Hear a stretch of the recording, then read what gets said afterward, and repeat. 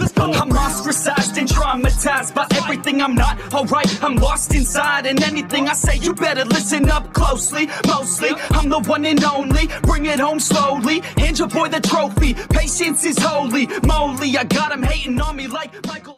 Yo, konnichiwa. Di video kali ini Mimin mau ngebahas sesuatu yang baru. Dengar-dengar sih bakalan ada anime baru, dan salah satunya bernama Yareo no Last Boss ga Arawareta. Nah, jadi di video kali ini Mimin mau ngebahas dulu sebelum animenya rilis.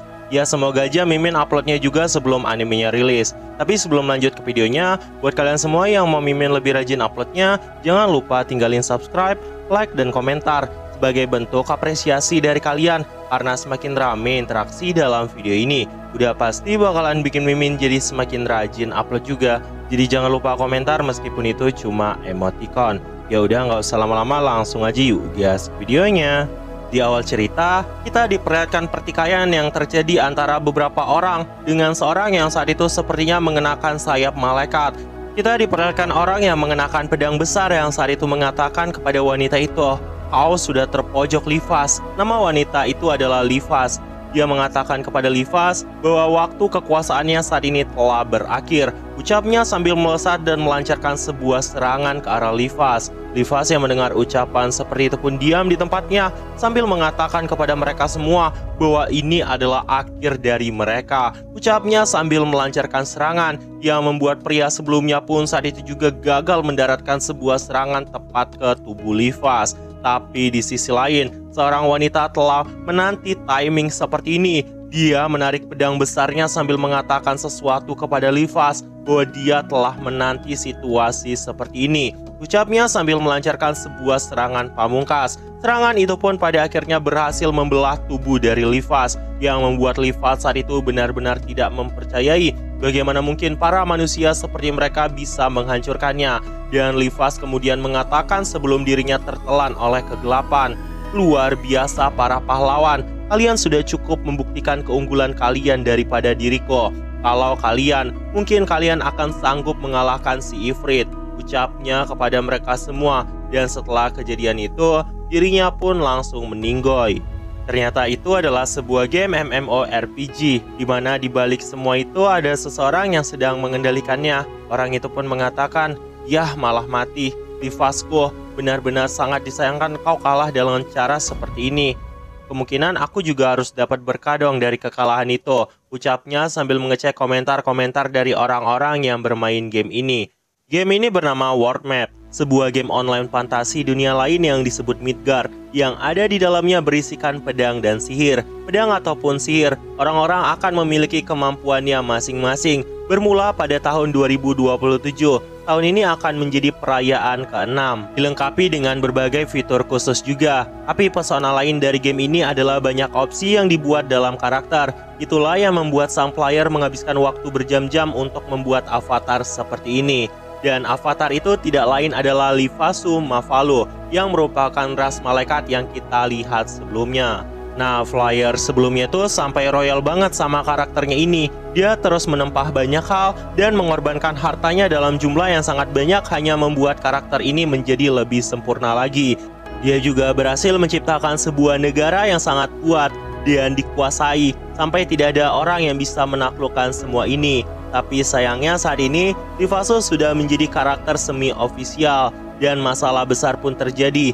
Jujur saja, era satu negara itu sama sekali tidak menarik kalau dari sudut pandang gamenya. Dengan begitu, sang player pun jadi berdiskusi dengan player level besar lainnya dan memutuskan kalau mereka bakalan membuat event besar dan membelah pasukan menjadi dua. Di satu sisi akan ada pasukan penguasa agung yang dipimpin oleh Livasu, dan di sisi lain ada pasukan cahaya yang dipimpin oleh para pahlawan. Mereka pun pada akhirnya menciptakan pertikaian yang akan menyebabkan pertarungan seperti sebelumnya. Dan di akhir game, ternyata kubu dari Livasu malah mengalami kekalahan. Beberapa saat setelah kejadian itu, tiba-tiba sesuatu muncul di layar monitor yang mengatakan kepada player itu, "Aku akan memberikan peran baru untukmu. Apakah kau menerimanya?" Melihat hal seperti itu, sang player pada awalnya mengira bahwa ini adalah hadiah kekalahannya dan tanpa basa-basi langsung menerima aja. tiba-tiba sesuatu yang sangat mengejutkan terjadi. Dia seolah berpindah ke tempat lain di mana orang-orang saat itu sedang berbincang-bincang satu sama lain. Entah apa yang sebenarnya udah terjadi, dan mereka semua terkejut melihat sosok yang ada di hadapan mereka bangun, yang membuat mereka ketakutan. Itu artinya mereka telah membuka segel yang gak harusnya dibuka. Kita diperlihatkan sang raja yang ada di tempat itu juga merasa sangat takut. Orang-orang bahkan sampai menunduk. Sedangkan sang player sebelumnya benar-benar terkejut tentang apa yang udah terjadi. Dia bertanya-tanya, apa yang membuat orang-orang ini berteriak seperti itu? Dan ketika dia melangkahkan kakinya ke depan, dia nggak sengaja melihat sebuah cermin. Dan betapa terkejutnya melihat wujudnya yang saat itu telah berubah menjadi Lifaso. Player itu pun benar-benar sangat terkejut. Dia kemudian mengatakan, aku kan cowok, kenapa aku dipindahkan ke dunia lain malah dalam tubuh cewek seperti ini? Tapi kenapa karakter yang paling aku suka malah menjadi diriku? Aku jadi nggak bisa melihatnya secara langsung, ucapnya sambil ngerasa frustasi. Karena saat itu sang player ngerasa frustasi, aura yang sangat mengerikan pun keluar dari tubuh Lifaso, yang membuat orang-orang yang ada di sekitarnya saat itu gemetar ketakutan. Mereka semua tidak menyangka bahwa Lifaso bisa bangkit kembali. Lifaso yang merasa kesal pun saat itu menanyakan kepada mereka semua, pasti ada sesuatu yang terjadi. Bisakah seseorang menjelaskan semua itu kepada diriku? Ucapnya kepada mereka semua. Di dalam hatinya Lifaso juga mengatakan bahwa suaranya benar-benar berubah dan telah menjadi nada cewek juga. Dan tanpa sadar dia melepaskan aura dominasi yang sangat menyeramkan yang membuat semua manusia yang ada di tempat itu tidak bisa mengatakan apapun. Mereka semua pun membungkuk ketakutan. Padahal sebenarnya Lifaso hanya ingin butuh penjelasan tentang apa yang sebenarnya udah terjadi. Tapi karena dirinya kebablasan, dia nggak sengaja mengaktifkan skill ras intimidasi miliknya, yang membuat Lifaso pun menyadari bahwa ini adalah sesuatu yang nggak sengaja dia keluarkan. Setelah menonaktifkan aura intimidasi itu, dia mendekat ke arah seseorang dan menanyakan kepada pria itu bahwa dia membutuhkan penjelasan, yang membuat pria itu pun saat itu juga gemetar ketakutan. Dari kejadian ini, pada akhirnya Lifaso pun mulai mengetahui tentang apa yang sebenarnya udah terjadi. Tepat setelah 200 tahun kematian dari Lifaso, Ifrit ternyata masih terlalu menakutkan dan semua pahlawan yang menghadapinya terbantai dengan cara yang sangat tragis. Karena alasan itulah, orang-orang ini mencoba untuk mensummon pahlawan tingkat tinggi, tapi semuanya malah mengalami kegagalan. Yang dipanggil malah sosok Lifaso yang telah dihancurkan oleh para pahlawan itu. Lifaso yang mendengar ucapan kayak gitu pun bilang, jadi gitu ya, aku mulai memahami situasinya. Jadi Ifrit masih tetap berwujud, dirinya memang sangat tangguh. Kalian harus bertenang hati, setelah sekian lama diriku tidak akan melakukan apapun lagi pada dunia ini. Raga ini sudah merasakan kekalahan yang layak, dan aku sudah menghentikan mimpiku. Saat ini diriku lebih memilih untuk keluar menapaki wujud dunia dan merasakan kasihnya. Raja tanpa bawahan, singgasana yang sepenuhnya kokoh. Dengan ini semua, bukankah konyol memaksa kekuasaan pada sosok ini? Diriku yang sekarang tidak kalah merupakan sosok penguasa agung Lifaso. Diriku layak sebagai wanita yang akan menghancurkan angan-angan dari sosok Ifrit. Sebab hal itulah, kalian tidak perlu khawatir. Lupakan sajalah diriku dan lanjut memanggil para pahlawan itu, ucapnya sambil meninggalkan mereka semua, yang membuat sang raja saat itu mencoba menghentikannya dan memanggilnya. Tapi sayangnya semuanya udah terlambat. Lifaso saat itu telah terbang dalam jarak yang sangat jauh. Sebenarnya dirinya juga terkejut karena bisa terbang kayak gini, seolah ini adalah tubuh aslinya.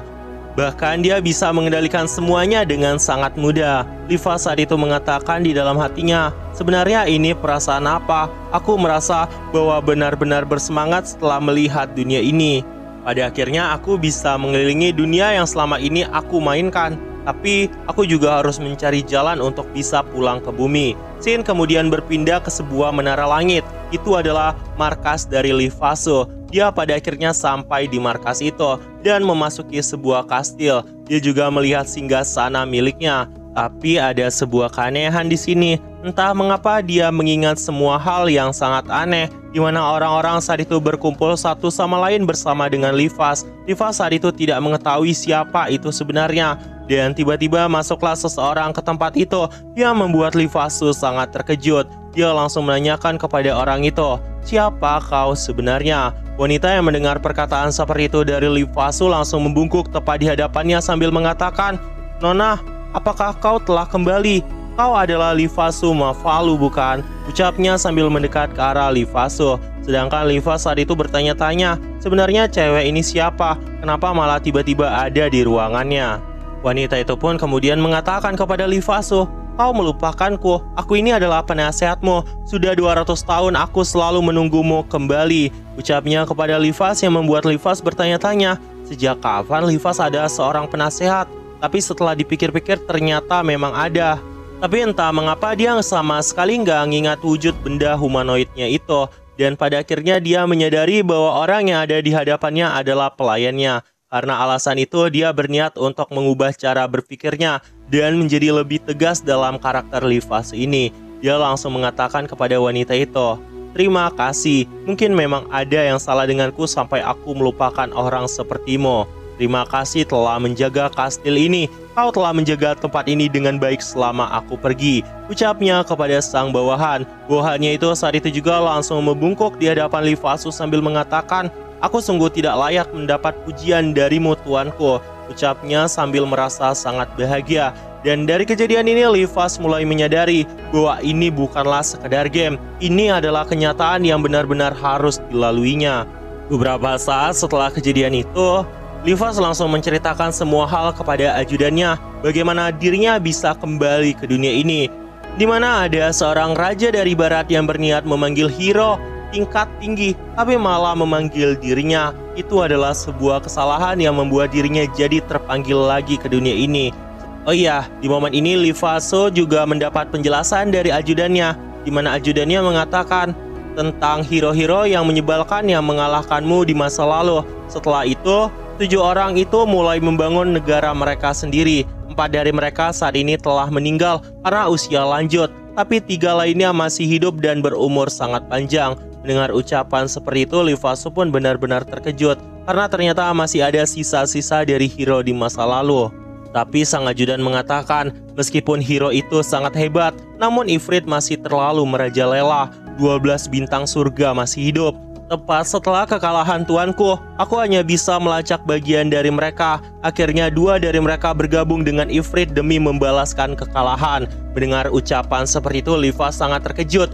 12 bintang surga adalah nama resmi mereka yang merupakan penguasa agung. 12 bintang surga adalah NPC yang disebut sebagai monster yang sangat ramah. Bahkan Lifas sebelumnya pernah menguasai beberapa skill dari tempat itu. Tidak peduli sekuat apapun monster, tapi ini menyangkut hidup dan mati. Dan saat itu sebenarnya dia mengalami keberuntungan. Monster boss yang hanya muncul sekali dalam perlombaan resmi. Monster yang levelnya tinggi dan peluang keberhasilannya sangat rendah untuk dijinakan. Lifaslah yang menjinakkan mereka dan membuat 12 jenderal, terutama yang kuat di bawah penguasaan langsung dirinya. Itu adalah 12 bintang surga, nama yang dia berikan sendiri. Ucapnya di dalam hatinya. Dan karena alasan itu, Lifas pun mulai menyadari bahwa semua ini karena ketidaktegasannya yang membuat beberapa pasukannya bahkan sampai bergabung dengan Ifrit. Di dalam hatinya, Lifas bertanya-tanya juga, aku rasa aku juga harus mencari tahu tentang ketiga hero yang masih hidup itu. Apakah mereka juga player seperti diriku? Jika 12 bintang surga bertindak bodoh, aku akan menghentikan mereka dan mendapatkan mereka kembali. Mulai sekarang aku akan memperlakukan perjalanan menggunakan langkah ini sebagai sebuah langkah yang amat besar. Lifas saat itu juga langsung menyusun sebuah rencana dan mengatakan kepada ajudannya bahwa dia bakalan pergi ke Shuffle mulai sekarang, yang membuat ajudannya saat itu menjadi sangat panik. Kenapa dia buru-buru pergi padahal baru saja kembali? Tapi saat itu ajudannya juga mengatakan kalau wujudnya itu bakalan sangat mudah untuk dikenali oleh orang-orang karena dia juga merupakan kejahatan yang sangat terkenal.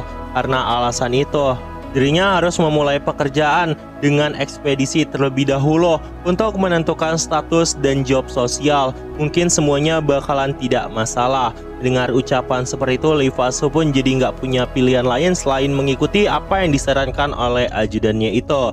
Dan di misi pertamanya adalah membasmi para orc dengan tingkat kesulitan yang sangat tinggi. Karena sebenarnya dalam game ini, mereka merupakan makhluk berharga. karena membunuh satu mereka bisa mendapat 3% peluang mendapatkan daging orc juga yang bisa meningkatkan jumlah HP dari seorang player. Karena alasan itulah misi ini sangat dihargai dengan nilai yang sangat tinggi. Tapi ajudan dari Lifazu sebenarnya nggak suka karena mereka adalah makhluk yang sangat menjijikan.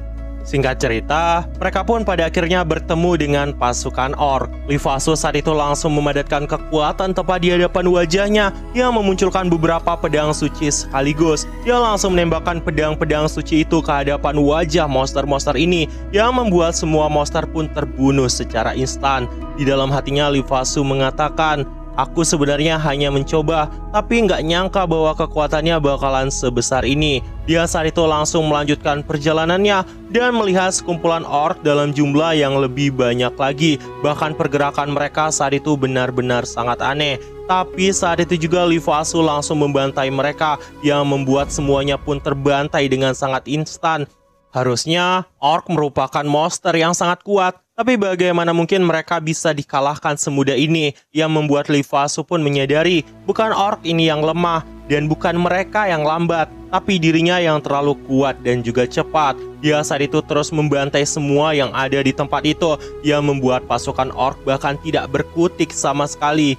Dan beberapa saat setelah kejadian itu, mereka pun sampai ke suatu tempat dan melihat banyak hal yang saat itu telah disembunyikan oleh para orc ini. Ajudan dari Lifazu saat itu langsung menggunakan kekuatannya untuk memindahkan seluruh bangkai orc sebagai bukti bahwa mereka telah menyelesaikan misi. Tapi di sisi lain kita diperlihatkan seorang orc yang saat itu telah bersembunyi, yang pada awalnya mengira bahwa dirinya selamat. Tapi tiba-tiba Lifazu langsung melancarkan serangan tinggi yang membuat dirinya saat itu juga langsung hancur.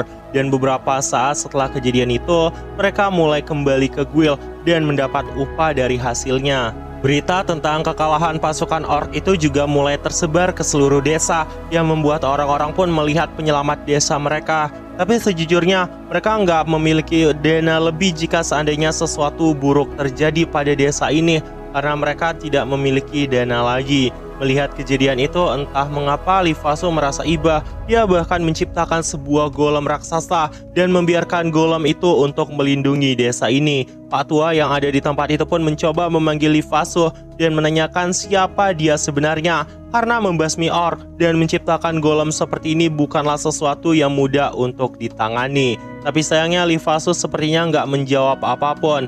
Dia kemudian mengatakan kepada ajudannya, "Dengan ini semuanya telah siap. Kita akan pergi ke negara Sufel."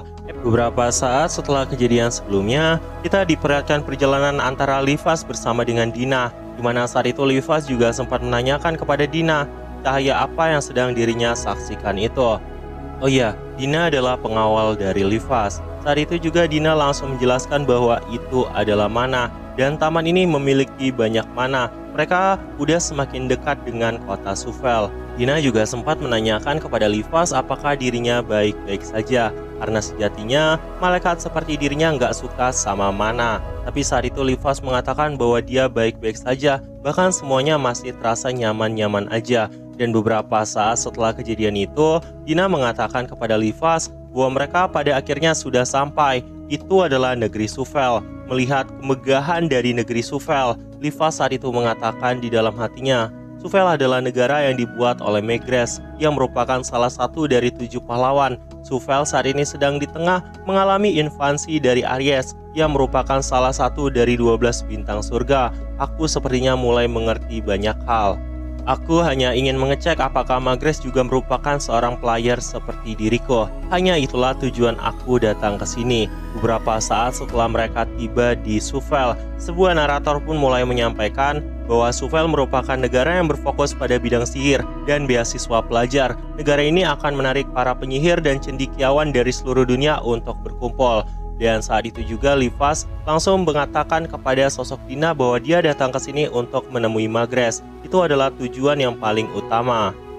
Karena alasan itu, Dina menyarankan kepada Lifazu untuk mengunjungi perpustakaan terlebih dahulu, karena akan ada banyak informasi yang di sana. Bahkan mereka juga bisa menambah wawasan tentang Lifazu yang kemungkinan udah tertinggal jauh. Lifazu yang mendengar perkataan seperti itu pada akhirnya setuju sama apa yang dikatakan oleh Dina, dan mereka pun menuju ke perpustakaan. Tiba-tiba datanglah seseorang berkepala botak ke tempat mereka. dan mengatakan, "Kalian ingin ke perpustakaan ya? Apakah kalian memang baru pertama kali ke sini? Kalau begitu, biar aku yang mengantarkan kalian berdua," ucap pria botak itu kepada mereka, yang membuat sosok Dina langsung menerima aja. Pria botak itu bernama Gans, dan beberapa saat setelah kejadian itu, Gans juga sempat menceritakan tentang beberapa hal kepada mereka terkait peta di kota Suvelle ini. Dan Livas juga sempat menanyakan banyak hal kepada Gans untuk mengorek informasi. Dari kejadian ini, Livas mulai mengetahui bahwa Gans adalah manusia dengan level 82 dengan kelas warrior 82, dan ada banyak stats yang saat itu terlihat di mata Livas. Tapi bagi Livas semuanya itu sangat lemah. Biasanya status segitu hanyalah warrior pemula. Tapi mengapa saat ini perkembangan dunia benar-benar berbeda? Apakah standar dunia saat ini telah jauh daripada yang dulu? Dia juga sempat menanyakan kepada Dina apa yang sebenarnya udah terjadi. Dan saat itu Dina langsung menjelaskan bahwa semuanya memang beneran telah berubah. Saat ini standarnya berada di 120. Mendengar ucapan seperti itu, Livas tentu saja sangat terkejut karena itu terlalu rendah. Bagaimana mungkin bisa jadi serendah ini? Mendengar kata-kata itu, Dina pun mengatakan, "Malahan ada yang aneh dari orang-orang dari generasi Anda. Orang-orang di generasi sekarang memang semuanya kelihatan normal. Tapi coba bayangkan, kau harusnya cuma punya 1 nyawa tuanku. Untuk bisa mencapai level 1000 tanpa kehilangan nyawa sendiri, itu adalah sesuatu yang tidak mungkin ada. Cara untuk mencapai itu hanyalah lewat bertarung gila setiap harinya, istirahat, dan terus berjalan. Bahkan bisa dibilang itu adalah tindakan gila bagi kalian semua. Generasi para pahlawan itu sanggup menyaingi sang panglima perang yang tidak terhitung. Mereka juga merupakan generasi yang gila. Harusnya kau bisa mengerti itu, tuanku," ucapnya kepada Livas, yang membuat Livas pun pada akhirnya mulai mengerti banyak hal. Dunia ini adalah dunia nyata. Dia tidak bisa menyamakannya hanya dengan permainan game. Karena di tempat ini, hari-hari benar-benar berlalu. Beberapa saat setelah kejadian itu, sampailah pada akhirnya mereka di sebuah perpustakaan. Dan Dina serta Livas langsung mencari banyak informasi yang ada di tempat itu. Livas juga sempat melihat beberapa buku sambil mengatakan, "Negeri ini adalah buatan dari 7 pahlawan. Apakah mereka sengaja menaruh buku kritik itu di tempat seperti ini?" Ada banyak buku juga yang sebenarnya nggak terlalu menghina Livas. Dina saat itu langsung bilang alasan mengapa banyak buku yang menceritakan bahwa dirinya bukan sosok penguasa kejahatan yang dilebih-lebihkan itu. Karena seiring berjalannya waktu, rasa takut dari orang-orang mulai berkurang. Orang-orang yang dikendalikan itu tidak perlu takut dengan iblis lagi. Dan oleh karena itu, semuanya mulai mengubah pandangan mereka. Itulah yang terjadi di dunia ini, ucapnya kepada Livas.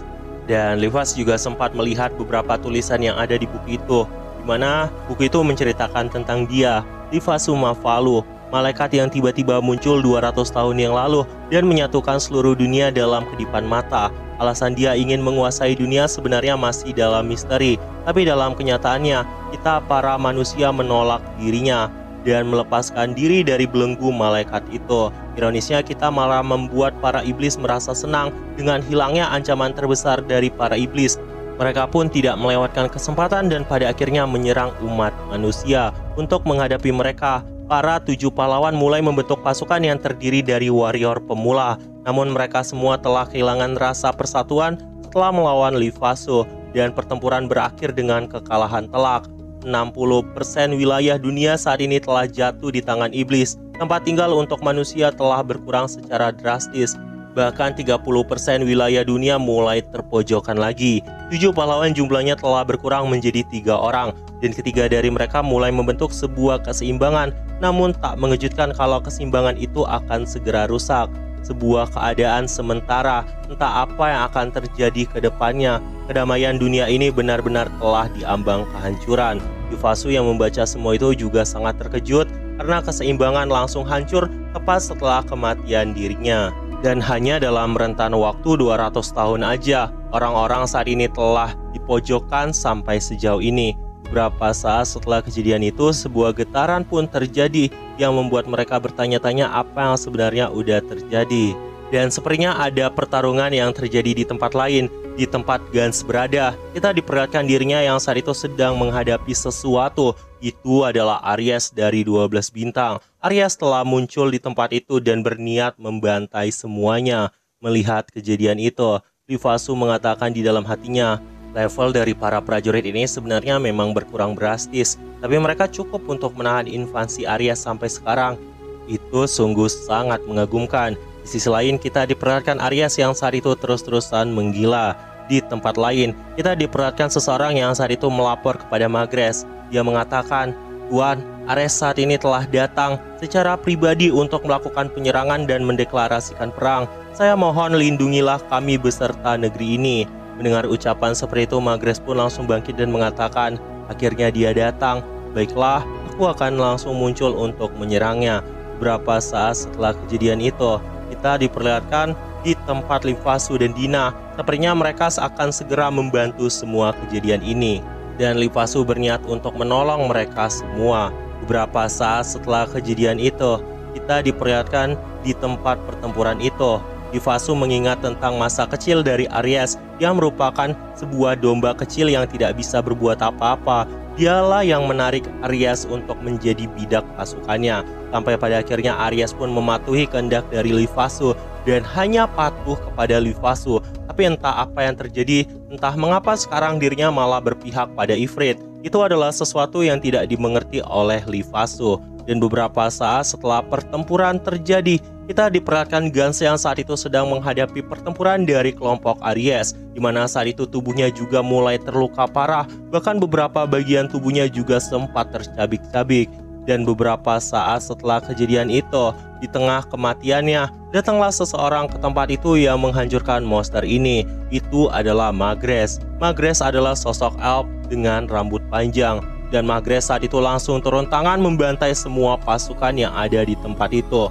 Melihat kehadiran Magres, Livasu mengatakan di dalam hatinya, Magres sepertinya beneran gak main-main. Dia akan menghancurkan semuanya. Apakah dia bisa mentransmutasikan seluruh danau menjadi golem? Kalau di Gamesia harusnya nggak bisa. Kenapa dia memanggil sebuah golem seperti itu? By the way, Magres adalah elf berapper 500. Tapi meskipun begitu, sebenarnya levelnya tuh cuma 100 di tiap kelasnya. Namun dia memiliki 5 kelas, yang menandakan bahwa dia berlevel 500. Melihat kejadian ini, Livasu langsung mengatakan bahwa saat ini Magres sepertinya memiliki sebuah buff yang sangat aneh. Entah mengapa kekuatannya itu seolah lebih rendah daripada sebelumnya. Dina saat itu langsung menceritakan, apakah itu benar? Kalau begitu, mungkin isu itu adalah kenyataan. Ada rumor yang mengatakan bahwa setelah 7 pahlawan dikalahkan oleh Ifrit, mereka semua diberikan kutukan dan setengah kekuatan asli mereka sepertinya telah menghilang. Mendengar ucapan seperti itu, Livas mulai memahami karena alasan itulah golem yang dipanggil oleh Magres sepertinya tidak terlalu kuat. Dengan kata lain, mereka hanya perlu menang melawan Aries tanpa kehilangan golem itu. Tapi ketika golem itu hancur, maka semua akan tamat. Di sisi lain, Aries saat itu langsung melancarkan sebuah serangan yang membuat sosok Magres terkejut menyadari api itu. Dan api itu saat itu juga langsung membakar golem ini. Pertempuran pun saat itu juga terjadi antara sosok Aries melawan golem panggilan dari Magres. Orang-orang saat itu merasa sangat panik. Tapi pada akhirnya golem Levia saat itu berhasil menahan seluruh tubuh dari sosok Aries. Aries saat itu tidak bisa bergerak sama sekali. Tapi Magres sepertinya mulai menyadari ada sesuatu yang aneh di sini. Entah mengapa, tujuan Aries dari awal ternyata tidak sesuai sama apa yang dia pikirkan. Dia hanya meminta maaf kepada Levia karena sepertinya Levia juga akan dikalahkan. Dan beberapa saat setelah kejadian itu, di sisi lain, kita diperlihatkan Livasu yang mengatakan pemenang pertarungan ini adalah Aries. Ini adalah taktik yang sangat bagus yang akan menghancurkan Levia. Ketika Levia hancur, maka semuanya akan langsung tamat. Saat itu juga Livasu mengatakan di dalam hatinya, monster yang dijinakan harusnya akan berada di jalanku. Tapi mungkin karena aku tiada, dia telah menjadi seperti ini. Padahal harusnya dia adalah sesuatu yang sangat mencintai kedamaian. Oleh karena itu aku sendirilah yang akan menghentikannya, ucapnya sambil turun di tempat ini. Beberapa saat setelah kejadian itu, kita diperlihatkan Livasu yang saat itu marah dan mengatakan, dinginkan kepalamu itu dasar bodoh, ucapnya sambil menepis serangan yang dilancarkan oleh Aries. Melihat kemunculan dari Lifaso, Magres saat itu benar-benar terkejut dan bilang, "Siapa kau ini?" Dan ketika dirinya menyadari bahwa itu tidak lain adalah Lifaso, dia benar-benar sangat terkejut. Lifaso mengatakan, "Kau saat ini sedang berada di pertempuran yang sangat keras. Raja petapa yang bodoh. Pastinya takdir telah membuat diriku muncul di negeri ini lagi. Sosok inilah yang akan memberikanmu bantuan kali ini," ucapnya kepada Magres. Magres saat itu sepertinya mulai menyadari bahwa orang yang ada di hadapannya ini tidak lain Lifaso, tapi bagaimana mungkin dirinya bisa muncul di sini. Dia langsung mengatakan, "Ada seseorang yang menjadi dalang di balik semua ini. Sosok itulah yang menghasut dan memanfaatkan rasa balas dendam milik Aries. Dengan kata lain, seandainya kau adalah sosok yang sedang aku bayangkan ini, aku tidak perlu mengatakannya, tapi berhati-hatilah," ucapnya kepada Livas yang membuat Livas mengatakan, "Ada satu hal yang pasti, aku akan menghentikannya." Saat itu, sepertinya kita diperhatikan Lifaso yang mulai mengingat banyak kenangan dengan Aries ketika dirinya menyelamatkan Aries dan ketika dirinya juga mendidik Aries. Dia berniat menjadi yang terkuat dan Aries selalu menemani perjalanannya dan berkali-kali menyelamatkannya juga. Kalau dipikir-pikir, semua itu adalah kenangan yang sangat berharga dan semua ingatan yang dimiliki oleh Lifaso saat ini ada di kepala player ini. Dia mengatakan, "Ingatan dari Lifaso benar-benar telah menjadi milikku. Kalau begitu aku tidak perlu segan-segan. Aku akan menyelamatkanmu, Aries." Saat itu tiba-tiba Lifaso sudah berada tepat di hadapan Aries. Aries yang melihat kehadiran sosok itu sangat terkejut. Tapi ketika dirinya mendengar suaranya, itu adalah suara yang sama dengan sosok tuannya. Tapi tidak mungkin. Bahkan ketika Lifaso membuka kerudungnya, Aries menangis dan mengatakan bahwa tidak mungkin tuannya masih hidup. Semua ini pasti hanyalah imajinasi dan sosok yang ada di hadapannya pasti hanyalah tiruan. Tapi Lifaso yang mendengar ucapan seperti itu mengatakan, "Kau kira ada seseorang yang bisa meniru diriku? Hentikan itu, Aries. Kau harus sadar, aku juga bukan siluman. Ayo kembali padaku." Tapi kayaknya kalau kau langsung kembali itu tidak akan menyenangkan. Bagaimana kalau kita uji saja tubuh rentan ini? Ucapnya kepada Aries. Aries yang mendengar ucapan seperti itu masih nggak mempercayai bahwa yang ada di hadapannya itu adalah tuannya yang telah mati 200 tahun yang lalu. Dia melancarkan serangan ke arah sosok Livas. Livas yang melihat serangan yang sangat kuat itu malah tersenyum dan mengatakan, "Entah mengapa aku menjadi sangat bersemangat." Dan pertempuran yang sangat gila saat itu terjadi. Bahkan ketika Aries melancarkan sebuah serangan dengan tanduknya itu, Livas malah menahannya dengan satu tangannya dan mengatakan, "Kau masih imut seperti biasanya." Yang membuat Aries langsung melancarkan sebuah serangan lagi. Tapi baru saja dia melancarkan serangan, tiba-tiba Lifaso malah dengan mudah mengangkat tubuhnya ke atas langit dan kemudian melemparkan itu dengan sangat jauhnya. Aries saat itu langsung menghantam sebuah dataran yang ada di belakangnya. Tapi Lifaso kembali mengatakan, "Ayo Aries, kau nggak perlu menahannya. Bukankah aku sudah mengatakan bahwa aku ini asli? Jadi api yang saat itu keluar dari tubuhmu adalah api balas dendammu ya. Datanglah padaku Aries, kekuatan penuhmu, aku akan menghalau itu semua." Aries saat itu melepaskan kekuatan penuh. Gelombang supersonik langsung memenuhi tempat itu dan dataran yang ada di sekitar mereka juga mulai mengalami kehancuran yang sangat luar biasa. Tapi Lifaso menahan itu hanya dengan menggunakan lengan kanannya sambil mengatakan, "Semua ini masih belum cukup untuk menghentikanku." Aries saat itu terus memaksakan kekuatannya, tapi Lifaso sudah berada tepat di hadapan wajahnya dan melancarkan sebuah tinju yang membuat Aries pun kembali. Aries saat itu benar-benar terkejut. Bagaimana mungkin tuannya masih hidup? Harusnya tuannya sudah tidak ada dan harusnya dia bertarung dengan tuannya, tapi saat ini malah menghadapi tuannya sendiri. Tapi melihat semua kejadian itu, Lifaso bukannya marah, dia malah mengulurkan tangan kepada Aries seperti masa lalunya dan mengatakan, "Sini Aries, kembalilah padaku." Aries yang melihat kejadian itu sebenarnya masih ingin membalaskan dendam tepat setelah kematian tuannya. Tapi setelah dipikir-pikir lagi, karena tuannya masih hidup, untuk apa semua perasaan dendam yang dia pendam selama ini? Dia saat itu langsung berubah ke wujud manusia dan memeluk Lifaso. Lifaso yang melihat kejadian ini sebenarnya bingung, kenapa bisa ada cewek yang tiba-tiba jatuh dari langit. Dan setelah dipikir-pikir lagi, gadis cantik itu ternyata tidak lain adalah Aries yang telah berubah ke wujud manusianya. Beberapa saat setelah penyelamatan Lifasu kepada sosok Aries, kita pun pada akhirnya mengetahui tentang gadis cantik ini tidak lain adalah seorang pria yang bernama Aries. Jadi jenis kelaminnya ternyata adalah seorang laki-laki. Saat itu Aries pun mulai tenang dan mengikuti Lifasu kembali. Terlihatlah beberapa statistik di mana levelnya saat itu telah mencapai di level 800. Lifasu yang melihat itu pun mengatakan di dalam hatinya, levelnya sama seperti di dalam game, yang berarti pengaturannya harusnya juga sama. Tapi entah mengapa, aku melihat ada banyak jumlah yang saat ini telah meningkat dari statistik lainnya. Berarti dia sudah berjuang dengan sangat keras selama 200 tahun ini. Dan karena alasan itu, Lifasu pun langsung mengajak Aries kembali. Singkat saja, aku sedang dalam perjalanan untuk merebut kembali 12 bintang surga milikku. Dan kau akan menjadi yang pertama. Akan kutanyakan, ikutlah denganku. Aku tidak menerima alasan apapun, ucapnya kepada Aries. Aries yang mengetahui bahwa dia adalah yang pertama pun merasa sangat bahagia. Dan dia saat itu langsung dengan senang hati mengikuti kehendak tuannya lagi. Dan beberapa saat setelah kejadian itu, dia juga menyapa kepada sosok Dina dan bilang sama Dina, orang yang tidak dikenal yang ada di sana senang bisa bekerja sama dengan dirimu.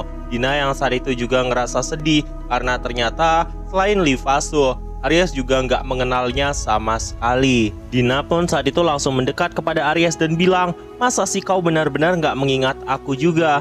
Lihat baik-baik, coba ingat. Ini di belakang singgasana Rufasama selalu ada aku. Dan beberapa saat setelah kejadian itu, Aries pun langsung mengingatnya. Oh, jadi kau adalah orang yang selama ini terlihat samar-samar, yang bercampur sama latar belakang. Aku benar-benar gak menyadari bahwa itu adalah dirimu. Aku bahkan gak tahu kalau kau bisa bicara juga, ucap Aries kepada sosok Dina, yang bikin Dina saat itu makin frustasi banget. Ya siapa yang gak frustasi coba kalau dianggap kayak sebuah furnitur doang. Dan beberapa saat setelah kejadian itu, Rufus saat itu langsung mengatakan, Aries, ada beberapa pertanyaan yang ingin aku tanyakan kepada dirimu. Kenapa kau malah menyerang kota Sufel ini? Aries yang mendengar kata-kata kayak gitu dari tuannya pun mengatakan, itu karena aku tidak bisa memaafkan manusia yang telah mengkhianati Rufasama. Bukankah Rufasama telah bermimpi bahwa dunia di mana tidak ada ketakutan akan monster dan para manusia ini malah menginjak-injak pemikiranmu dan mengacaukan segalanya? Jika seandainya Rufasama ada di sini, kita mungkin tidak akan berada dalam kondisi mendesak seperti ini. Penjahat perang itu diidolakan sebagai pahlawan dan hidup dengan cara yang nyaman. Aku tidak akan tinggal diam dan memaafkannya begitu saja. Lagi pula, aku berhutang budi dengan Rufasama. Jika saja aku tidak bertemu denganmu saat ini, mungkin aku sudah membantai mereka semua. Mendengar perkataan seperti itu, Rufus pun langsung mengetahui semuanya. Dia sudah menduga sejak awal, alasan Aries melakukan semua ini udah pasti karena dirinya. Dengan kata lain, seperti yang dikatakan oleh Magres sebelumnya, ada seseorang yang memanfaatkan perasaan dari Aries. Dia langsung bilang sama Aries, Aries, sudah cukup balas dendamnya. Aku tahu kau ingin membalaskan dendamku. Aku sangat senang dengan perasaan itu. Tapi kau juga harus tahu, aku tidak akan pernah membiarkan perasaan-perasaan itu disalahgunakan oleh orang-orang lain. Katakan padaku, siapa yang sebenarnya sudah bergerak di belakang semua ini? Aries saat itu langsung mengungkapkan, orang itu adalah iblis dari Seven Luminary yang bernama Mars. Dia datang kepadaku beberapa ratus tahun yang lalu. Setiap hari demi hari terus membisikkan sesuatu. Itu adalah, ayo kita kalahkan Sufel bersama dan membalaskan dendam mastermu, ucapnya kepada diriku. Mendengar ucapan seperti itu, betapa terkejutnya Rufus setelah mengetahui bahwa dalang dibalik semua ini adalah iblis dari Seven Luminary. Dia juga menanyakan, siapa itu sebenarnya? Aku tidak pernah mendengar nama-nama itu. Dina yang mengetahui semua itu pun langsung datang dan jelasin, Sang Seven Luminary adalah nama yang diberikan kepada 7 jenderal iblis. Jika tidak menghitung Ifrit dan anak-anaknya, tidak salah jika mengatakan mereka adalah iblis terkuat saat ini. Dan beberapa saat setelah kejadian itu, Sin kemudian berpindah ke tempat Mars berada. Mars saat itu tertawa dan mengatakan, lama sekali, Sufel saat ini telah benar-benar melemah dan Sufel pasti akan jatuh. Bersukacitalah, Ifrit sama. Dengan ini, salah satu pahlawan bodoh yang bangkit melawanmu pasti akan lenyap, ucapnya sambil tertawa. Dan beberapa saat setelah kejadian itu, Mars juga ngungkapin, akhirnya dirinya sampai pada titik ini. Kalau dipikir-pikir lagi, Magrez dan Levia itu memang sesuatu yang sangat merepotkan. Mars beruntung bisa menemukan Aries dan membuat Aries menghancurkan mereka semua. Jika bukan karena bantuan Aries, mungkin dia akan sangat kesulitan. Tapi pada akhirnya semuanya berjalan dengan sangat lancar. Dia bisa memaksa Aries untuk menghancurkan Suvel dan dia bakalan tetap baik-baik aja. Tapi beberapa saat setelah kejadian itu, sebuah ledakan pun terjadi tepat di sekitar Mars dan muncullah seseorang. Seluruh pasukan Mars saat itu juga bahkan telah terbantai. Orang yang muncul itu tidak lain adalah Rufasu dengan Aries. Awalnya Mars saat itu merasa sangat bingung, kenapa tiba-tiba ada orang aneh yang muncul di sini. Tapi setelah dibaik-baik, orang yang ada di belakang itu tidak lain adalah Aries dengan perwujudan humanoidnya. Dia langsung nanya sama Aries, "Apa yang kau lakukan, Aries? Kenapa kau malah bersama dengan manusia? Bagaimana dengan dendammu terhadap mereka? Apakah kau tidak akan mengalahkan Suvel dan membalaskan dendam tuanmu?" Mendengar kata-kata seperti itu, Aries langsung mengungkapkan, "Mars, jangan salah paham. Bahkan sekarang aku tidak dapat memaafkan manusia dan aku membenci 7 pahlawan. Sampai-sampai aku memang ingin membunuh mereka. Tapi menurutmu, siapa yang akan bersuka cita setelah aku membalaskan dendam sang Rufasu? Bukan Rufasama, tapi itu kalian para iblis. Ini bukan jalan yang diinginkan oleh Rufasama, karena dia tidak menginginkan itu. Aku tidak akan ragu lagi. Aku tidak akan mengulurkan tangan pada iblis mulai sekarang dan akan menghentikanmu di sini." Mars yang mendengar kata-kata seperti itu pun ngungkapin, "Oh begitu ya, aku tahu kalau kau punya keraguan selama ini. Tapi kurasa kau itu sangat konyol. Setidaknya kau telah membantuku sejauh ini. Terima kasih atas kerja kerasmu. Ini akan sangat menyakitkan Aries. Kau tidak akan pernah percaya ketika kau menghadapi ras iblis itu sendiri, kau malah melawan balik kepada Ifrit sama. Kalau begitu, secara pribadi, aku akan membunuh kalian berdua." Saat itu juga, Aries pun mengatakan kepada tuannya untuk menyerahkan ini kepada dirinya. Tapi tiba-tiba, Rufasu pun menyadari bahwa luka dari Aries saat ini masih belum sembuh. Dan karena alasan itu, dia nggak membolehkannya. Dan beberapa saat setelah kejadian itu, Mars ngungkapin, "Keren sih kau khawatir sama temanmu, tapi bisakah kau menang melawanku? Aku adalah iblis dari salah satu Seven Luminary. Dan tataplah baik-baik, lihatlah kekuatanku." Baru saja Mars mengatakan hal itu, tiba-tiba gelombang kegelapan pun langsung memenuhi seluruh tubuhnya. Dan energi magis dengan kepadatan yang amat luar biasa pun saat itu perlahan-lahan mulai ditembakkan. Dan semua serangan itu pun terlancar tepat ke arah Rufasu. Pada awalnya dia mengira bahwa serangan itu akan mengenai musuhnya. Tapi ternyata semua serangan itu bisa dihindari dengan sangat mudahnya. Yang membuat dirinya juga merasa bingung tentang apa yang sebenarnya udah terjadi. Bahkan ketika dirinya mengatakan bahwa dia akan menunjukkan kekuatan yang sebenar-benarnya, Rufasu malah tiba-tiba muncul di hadapannya dan meninjunya dengan sangat santai. Yang membuat dirinya pun saat itu juga langsung KO. Karena kejadian itu, dia mulai mengetahui bahwa orang yang ada di hadapan wajahnya adalah orang yang telah tiada 200 tahun yang lalu. Itu adalah Rufasu Mafalu. Saat itu, Rufasu langsung mengatakan, "Ada apa dengan Seven Luminary Iblis yang kalian katakan ini? Dari apa yang kulihat, dia seharusnya hanya berada di sekitar level 300 aja." Mendengar kata-kata kayak gitu, Dina langsung bilang, "Kalau gitu kualitas iblisnya telah menurun. Manusia tidak diragukan lagi akan kalah melawan iblis." Walaupun begitu, dari perang waktu itu, iblis juga mengalami korban yang sangat banyak. Ada banyak iblis-iblis kuat yang juga udah meninggoy.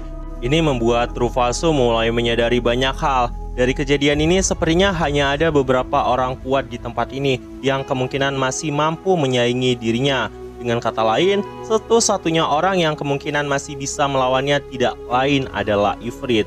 Ifrit adalah satu-satunya. Dan beberapa saat setelah penaklukan selesai, kita diperlihatkan Rufus yang kembali bersama dengan Dina menuju ke tempat Magrez. Dia mengatakan, "Jadi aku dengan aman mengalahkan Aries. Sementara aku berada di sana ada seseorang yang bernama Mars dan Seven Luminary. Dia juga sangat menjengkelkan. jadi aku pukul saja dia. Mendengar ucapan seperti itu, Magres pun merasa senang dengan mengatakan, penderitaan yang kami rasakan beberapa tahun terakhir ini, bolehkah aku berbicara denganmu secara langsung? Beberapa saat setelah kejadian itu, mereka pun langsung menuju ke istana. Sempat ada beberapa orang-orang penjilat yang ada di tempat itu yang merasa senang bahwa Tuan Magres mereka masih selamat. Tapi bisa dibilang itu adalah orang-orang yang munafik yang terkadang hanya mementingkan diri mereka sendiri. Dan di sini Magres langsung mengatakan, aku ingin melihat bukti kesalahanku. Setelah sampai sejauh ini seharusnya baik-baik saja. Hal yang cukup mengejutkanku, kenapa kau masih ada di sini? Maukah kau menunjukkan wajah di balik jubah itu? Rufus saat itu juga langsung membuka jubahnya yang membuat Magres merasa senang bahwa orang yang ada di hadapannya adalah Rufus. Apakah kemunculannya di sini adalah sebagai bukti bahwa selama ini mereka telah membuat kesalahan? Dan saat itu tiba-tiba Rufus mengatakan, Magres teman lamaku, lama tidak berjumpa. Magres pun saat itu memasang ekspresi yang sangat sedih. Dan saat itu juga Rufus juga sama terkejutnya jika dia memasang ekspresi seperti itu. Dengan kata lain, dia bukanlah seorang player seperti dirinya. Pria itu adalah orang yang berbeda. Dia bukanlah Magres yang dikira oleh sosok Rufus. Tapi ini adalah Magres yang selama ini dipenuhi penyesalan di dalam hidupnya. Magres saat itu mengatakan, tolong maafkan atas semua yang telah aku lakukan. Dan Rufus mulai mengetahui ternyata selama ini Magres benar-benar telah menyesali segalanya. Bahkan kemungkinan ada banyak buku-buku di perpustakaan yang menceritakan tentang Rufus, dan itu tidak ditulis dengan kejahatan, yang berarti ini juga merupakan campur tangan dari Magres juga. Bahkan ketika Rufus menanyakan hal itu kepada Magres tentang buku-buku yang ada di perpustakaan itu, Magres tidak bisa menjawab apapun karena Magres berasa bertanggung jawab atas invasi para iblis tepat setelah mereka mengalahkan Rufus. Dan saat itu Rufus mengatakan, tidak apa-apa, berbanggalah karena kalian menang. Jangan malah jadi hancur seperti ini. Kau harus mengikuti jalan yang menurutmu benar. Setidaknya begitulah Magres yang aku kenal. Apalagi meski aku kalah dalam pertempuran itu dan merasa malu karena kekalahan itu, aku sama sekali tidak menyesal menghadapi pertempuran dengan kalian. Magres yang mendengar perkataan seperti itu merasa bingung dan bilang, tidakkah kau memulai dendam kepada kami? Apakah kau tidak membenci kami? Dan mendengar kata-kata seperti itu, Rufus langsung mengungkapkan, untuk apa aku mendendam kepada kalian? Alasan orang-orang memberontak hanya karena aku tidak layak menjadi pemimpin. Itu adalah fakta yang kalian pikirkan, bukan? Jika kau dan yang lain tidak puas denganku dan berdiri melawanku, itu berarti aku yang masih kurang mampu melakukannya. Aku bahkan tidak punya alasan untuk membencimu juga. Dan karena alasan itu, berhentilah menyalahkan dirimu seperti anak kecil. Jujur saja kau jadi terlihat sangat menyedihkan. Aku jadi tidak tahan. Bagi orang-orang di negeri ini, kau adalah pahlawan. Jadilah pahlawan seperti kau yang 200 tahun yang lalu, ucapnya kepada Magres. Dan karena alasan itu, Magres pun mulai mengenang masa-masa mereka ketika bersama dengan Rufus dengan beberapa sahabatnya yang lain, di mana mereka saat itu sedang bercanda bersama dan tertawa bersama. Tapi semua itu hancur karena pengkhianatan mereka. Magres yang mendengar ucapan seperti itu pun menundukkan kepalanya dan merasa sangat bahagia. Aku akan melakukan sebaik mungkin untuk mengikuti nasihatmu. Terima kasih Rufus. Dan beberapa saat setelah kejadian itu, Rufus pun langsung berniat untuk segera pergi. Tapi sebelum itu dia juga sempat mengobati Levia. Dan Levia pun sepertinya juga mulai pulih kembali. Saat itu juga, Magres langsung mengucapkan terima kasih atas segalanya dan menanyakan kepada Rufus apa tujuannya sekarang. Rufus mengungkapkan bahwa dia akan merebut kembali 12 bintang surga. Dan Dina saat itu menjelaskan, tujuan kita berikutnya adalah makam kerajaan Sang Sayap Hitam. Jaraknya ada sekitar 500 km dari sini, 12 bintang surga. Sang Sisik Libra telah melindungi tempat itu.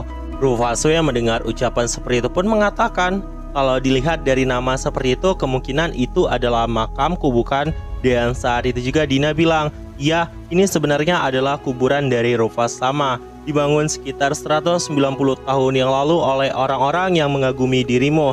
Ini adalah bangunan terbesar di dunia dengan 108 lapisan. Libra ada di puncak dan melindunginya tanpa henti. Dan senjata keberuntungan yang kau miliki sebelum kematianmu, aku juga telah mendengar dia membuang siapapun yang sampai ke puncaknya, dan tidak ada jaminan untuk bisa selamat ketika kau sampai di puncak.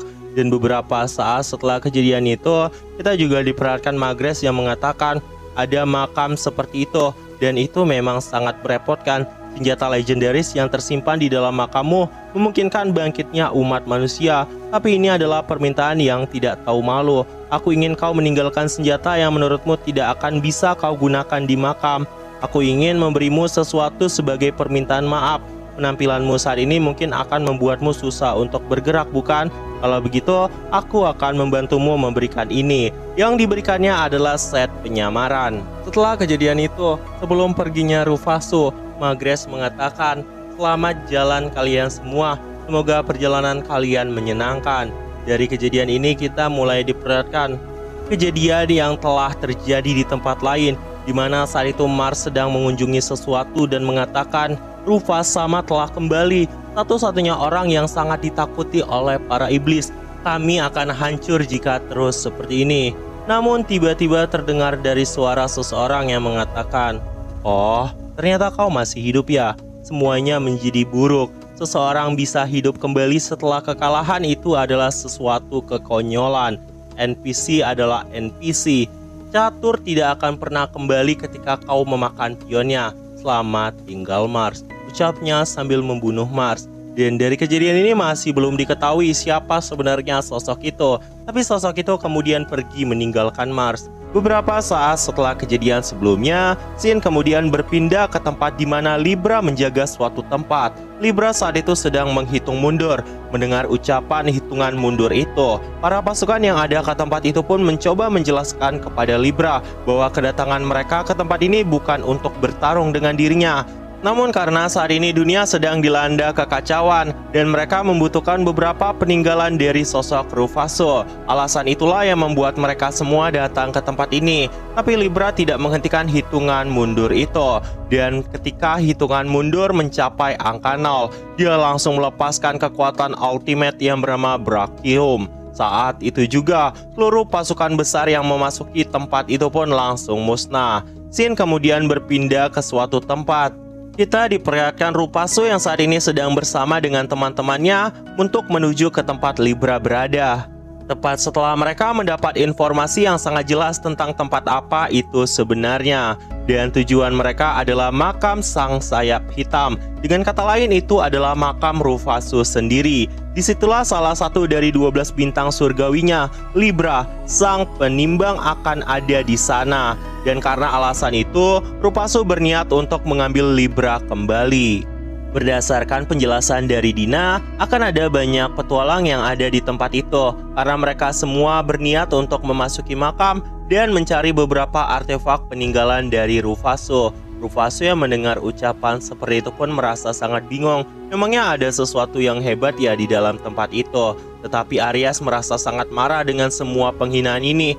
Padahal umat manusia telah mengkhianati Rufasu samanya, tapi berani-beraninya menyerang makamnya juga. Dan karena alasan itu, saat ini tubuh Aries langsung dipenuhi oleh energi yang sangat mematikan. Rufasu yang melihat kejadian itu langsung menghentikan Aries dan memintanya untuk tidak melakukan apapun karena dia tidak menginginkan itu. Mendengar ini, Aries jadi nggak punya pilihan selain mengikuti apa yang dikatakan oleh tuannya. Sedangkan saat itu, Rufasu merasa senang karena dia bisa mengendalikan Aries dan Aries mau menuruti dirinya. Beberapa saat setelah sampai di reruntuhan, kita kemudian diperlihatkan mereka yang disambut oleh beberapa prajurit inti. Prajurit inti yang ada di tempat itu langsung jelasin sama kelompok Rufasu kalau 2 bulan yang lalu ada pasukan khusus yang dikirim oleh negara untuk masuk ke sana. Tapi sampai hari ini belum ada laporan mereka bisa keluar. Mungkin terjadi sesuatu, jadi mereka nggak bisa melanjutkan laporan apapun. Setelah kejadian itu, kelompok Rufasu pun langsung menjauhi mereka dan saling berdiskusi satu sama lain. Dina menanyakan sama Rufasu tentang apa yang saat ini difikirkan oleh Rufasu samanya. Tapi saat itu Rufasu mengungkapkan kalau mereka semua kemungkinan besar pasti udah dikalahkan sama Libra, karena Libra berada di tingkat atas. Ketika mereka macam-macam dengan Libra, Libra pasti akan menghentikan mereka semua. Dari kejadian ini kita mulai mengetahui salah satu dari 12 bintang surga, Libra, sang penimbang. Dia adalah golem terkuat yang pernah ada di dunia ini, termasuk dalam game ini.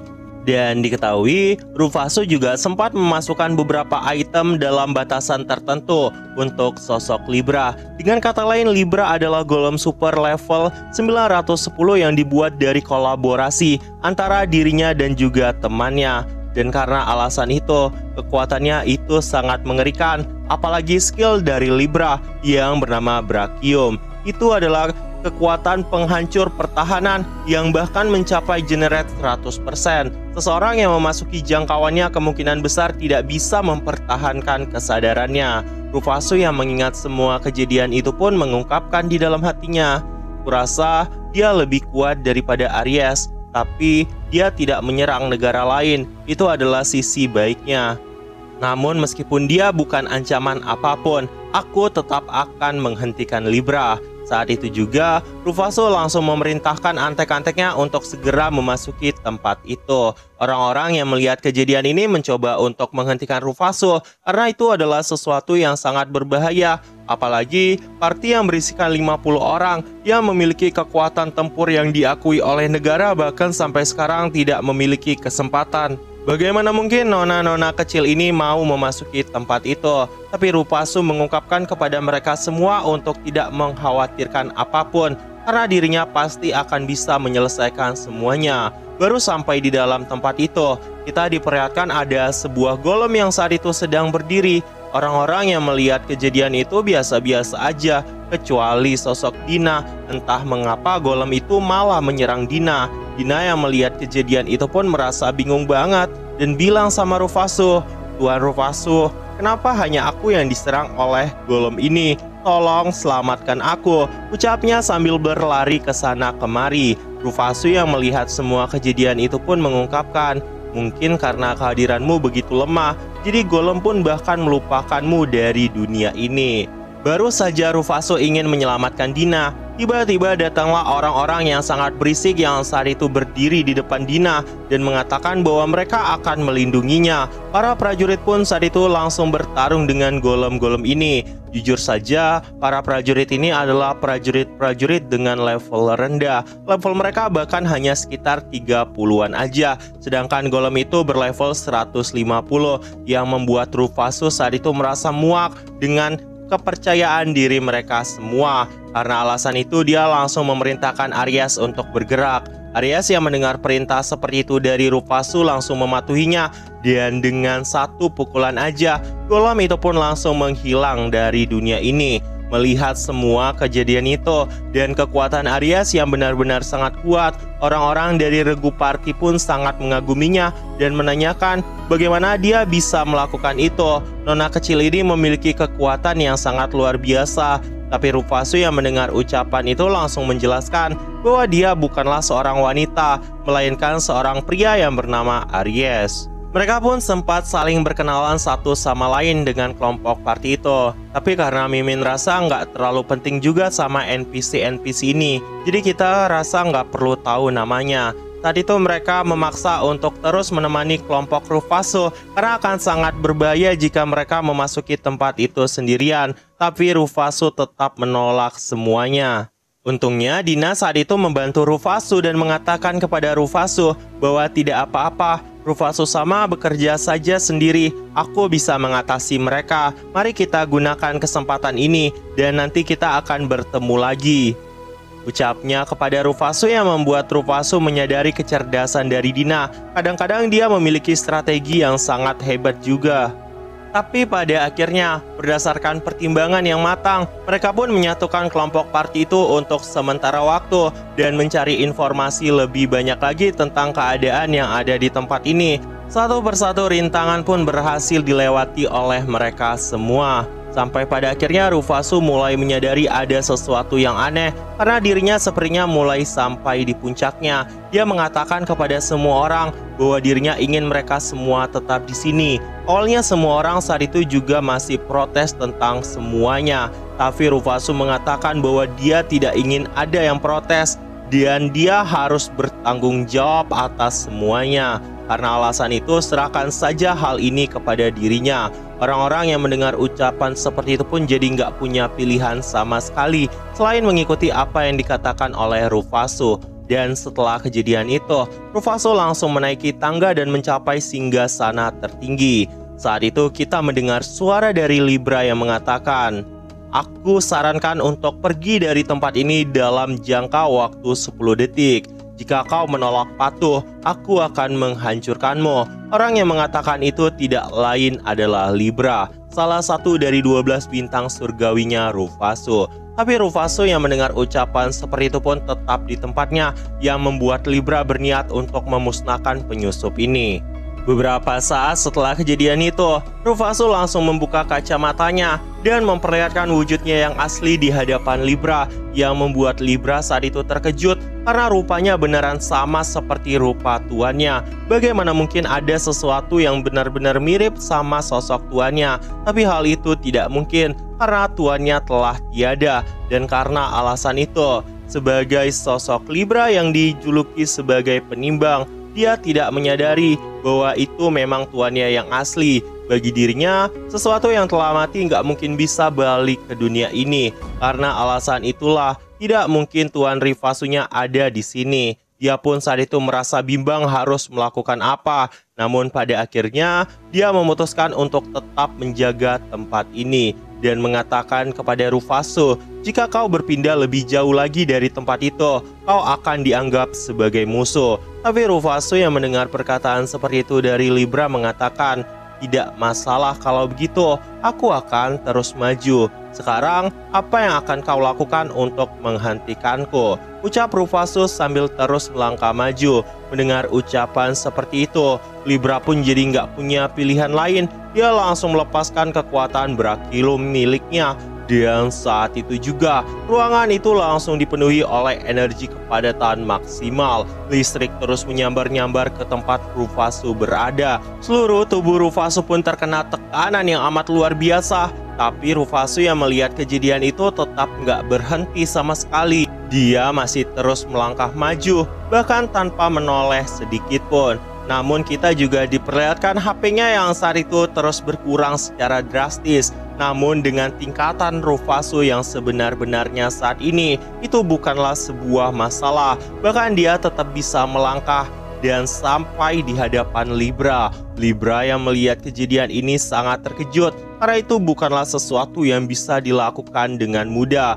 Lagi pula, siapa di zaman ini orang yang memiliki HP setingkat dewa itu? Kita kemudian diperlihatkan kejadian yang terjadi. Dari 335.300 HP milik Rufasu telah menghilang sebesar 235.301 HP miliknya. Dan karena alasan itu, Rufasu langsung mengatakan kepada Libra, "Aku sampai di hadapanmu." Libra yang melihat kejadian itu langsung menarik senjatanya dan menebaskan itu ke arah Rufasu. Tapi pergerakan Rufasu itu lebih cepat daripada perkiraannya. Rufasu berhasil menangkis serangan itu dan melancarkan sebuah serangan ke arah Libra. Dan saat kejadian itu, kita diperlihatkan sebuah cahaya aneh yang mulai memenuhi tempat itu. Rufasu mengatakan kepada Libra, "Ya ampun, sepertinya aku mulai berhasil melepaskan kendali itu ya." Dan beberapa saat setelah kejadian ini, keadaan tubuh Libra pun mulai kembali seperti sedia kala. Dia pun mulai bisa mengkonfirmasi semuanya dengan benar bahwa sosok yang ada di hadapannya itu tidak lain memang tuannya yang asli. Dan karena alasan itu, misi penjagaan makam ini pun mulai dibatalkan. Dia saat itu langsung pingsan tepat di pelukan Rufasu. Beberapa saat setelah kejadian itu, tepatnya setelah Rufasu berhasil menaklukkan sosok Libra, dia langsung pergi dari ruangan itu dan mendekat ke arah rekan partinya yang lain Betapa terkejutnya Rufasu melihat anggota-anggota Knack yang saat itu dengan pandangan kosong. Dia langsung menanyakan apa yang terjadi kepada Dina. Dina langsung bilang bakalan repot kalau mereka melaporkan semua kejadian ini. Dan karena alasan itu, dia memberikan sugesti kepada mereka semua. Dina juga mengatakan bahwa dia hanya menanam sedikit ingatan palsu ke otak mereka. Jadi mereka akan berpikir tidak pernah bertemu dengan siapapun. Dan karena alasan itu, Dina juga menanamkan bahwa mereka lah yang menyelesaikan dungeon ini seorang diri. Sejujurnya Rufasu saat itu beneran terkejut banget karena Dina bisa melakukan hal itu. Padahal Dina tidak terlihat kuat sama sekali. Dan saat itu dia langsung bilang sama Dina, "Kau beneran sangat menakutkan." Ya, meskipun masih ada banyak perasaan yang mengganjal di benak Rufasu, tapi saat itu Dina merasa bahwa itu adalah pujian yang sangat luar biasa dari tuannya. Beberapa saat setelah kejadian itu, mereka langsung mencoba pergi meninggalkan lantai penjagaan tempat ini. Ketika sudah berada di luar tempat itu, kita kemudian diperlihatkan Libra yang sampai sekarang masih belum bangun sama sekali. Dan ketika Rufasu mengatakan, "Libra, bangunlah." Libra saat itu langsung membuka matanya. Dia langsung mengucapkan selamat pagi kepada Nona Rufasunya. Saat itu Rufasu langsung menanyakan, "Apakah ada sesuatu yang aneh dalam tubuhmu?" Saat itu Libra mengungkapkan bahwa semuanya sudah baik-baik saja. Hanya delaynya saja yang cukup lama, makanya Libra baru bisa tersadar sekarang. Dan saat itu Aries langsung memberikan salam kepada Libra yang membuat Libra sangat terkejut. Melihat penampilan Aries yang gak ada beda-bedanya sejak 200 tahun yang lalu, dia masih berpenampilan seperti seorang wanita. Dan saat itu juga kita diperlihatkan Libra yang memberikan salam sama Dina, orang yang tidak dikenal. "Aku sungguh minta maaf karena sudah merepotkanmu." Dina yang mendengar ucapan kayak gitu langsung frustasi lagi karena ternyata Libra juga nggak mengenalnya sama sekali. Meskipun Dina udah coba jelasin kalau dia yang selama ini ada di sisi Nona Rufasu, tapi Libra tetap nggak memiliki ingatan apapun. Bahkan ketika Dina menjelaskan panjang lebar sama sosok Libra, Libra tetap nggak mengingat hal apapun terkait tentang Dina, yang membuat Dina makin frustasi lagi. Saat itu Rufasu langsung mengatakan kepada Libra, "Aku sudah mengatakan ini pada Aries, tapi saat ini aku sedang dalam perjalanan untuk mengambil kembali 12 bintang surgaku, dan kau adalah yang kedua. Ikutlah denganku dan gunakan seluruh kekuatanmu untuk kepentinganku. Itu adalah misi barumu." Libra yang mendengar ucapan seperti itu langsung memberikan hormat dengan sangat anggun. "Saya Libra, sang penimbang, pasti akan selalu menemani Nona Rufasu dalam perjalanannya. Aku masih jauh dari kata sempurna, tapi senang bisa terus bersamamu tuanku," ucapnya kepada Rufasu. Beberapa saat setelah penaklukan itu, Rufasu langsung menanyakan sama Dina kemana mereka akan pergi selanjutnya. Dina saat itu langsung ngungkapin kalau mereka harus pergi ke dasar daerah yang bernama Panternos sama sang maiden yang membuat desa kecil tinggal di sana. Itu tidak jauh dari tempat ini, mungkin hanya sekitar 2000 km ke barat. Mendengar ucapan seperti itu, Rufasu pun mulai mengingat bahwa target mereka kali ini adalah sosok yang bernama Parthenos. Dan diketahui selama ini Parthenos selalu menendang semua ras Skywing asli yang tinggal di desa itu agar menjauhi gunung, dan itu adalah tempat yang telah didudukinya. Rufasu yang mengetahui kalau Parthenos telah membuat masalah juga pun benar-benar terkejut banget. Dan karena alasan itu Dina menjelaskan bahwa mereka saat ini tinggal di sebuah negara yang dibuat dari salah satu 7 pahlawan yang telah mengalahkan Rufasu. Itu adalah Zalahorn. Rufasu yang mendengar ucapan seperti itu pun sangat terkejut. Dan karena alasan itu dia langsung memerintahkan seluruh pasukannya, "Aku akan memerintahkan kalian bertemu dengan semua dari 7 pahlawan. Itu mungkin akan menjadi tujuanku dalam perjalanan ini juga. Kita akan bertemu dengan salah satu pahlawan yang masih tersisa, dan kita akan pergi ke Zalahorn," ucapnya kepada seluruh pasukan. Scene kemudian berpindah ke tempat lain. Kita kemudian diperlihatkan Rufasu yang sedang dalam perjalanannya dan masih mendengarkan penjelasan dari sosok Dina. Dina mengatakan, "Ini adalah Zalahorn, kota yang dipenuhi oleh sayap-sayap putih dan di atas gunung juga." Dina juga mengatakan, sepertinya negara ini telah terpecah menjadi 2 faksi. Salah satunya adalah faksi tradisional yang berteriak bahwa sayap putih murni adalah kebanggaan sejati dari perlombaan Skywing dan tidak akan menyetujui hal lain. Dan yang lain adalah orang-orang yang memberontak melawan itu. Itu adalah perjudian sayap berwarna campuran. Mendengar ucapan seperti itu, Rufasu pun merasa bingung dan bilang, perang saudara sepertinya telah terjadi di tempat ini. Jadi bagaimana dengan Merak? Apakah dalam kondisi seperti ini Merak masih terus menahan dirinya? Saat itu Libra mengatakan, dengan kata lain, jika itu memang benar tuanku, berarti dia tidak berguna. Dina saat itu mengatakan, ras Skywing sangat peduli dengan keputihan sayap mereka. Oleh karena itu, sepertinya ini memang sifat alami mereka semua. Mereka akan membuli perbedaan itu. Tampaknya semakin kuat setelah kehilangan sosok Rufasu. Orang-orang pun mulai menjadi semakin hancur di negara ini. Itu adalah sesuatu yang membingungkan Rufasu, karena ketika dirinya masih ada dulu, pembulian seperti ini tidak terlalu banyak dan perbedaan juga tidak terlalu ada. Tapi bagaimana mungkin sesuatu seperti ini malah terjadi di masa depan? Ya mungkin tepat setelah kekalahan Rufasu, mereka tidak takut untuk mengulang hal yang sama kedua kalinya. Merak adalah seorang yang bisa membaca suasana hati dan menjaga orang lain dalam permainannya. Jika seorang seperti Merak tidak dapat menekan perselisihan di antara kedua ras ini, pasti ada sesuatu yang besar yang sudah terjadi. Apalagi penyebabnya? Jika bukan Rufasu, Rufasu pasti menjadi dalang perpecahan mereka semua. Dengan kata lain, ada kemungkinan Merak juga merasa frustasi tepat setelah dirinya membuat keputusan bahwa Rufasu harus dikalahkan.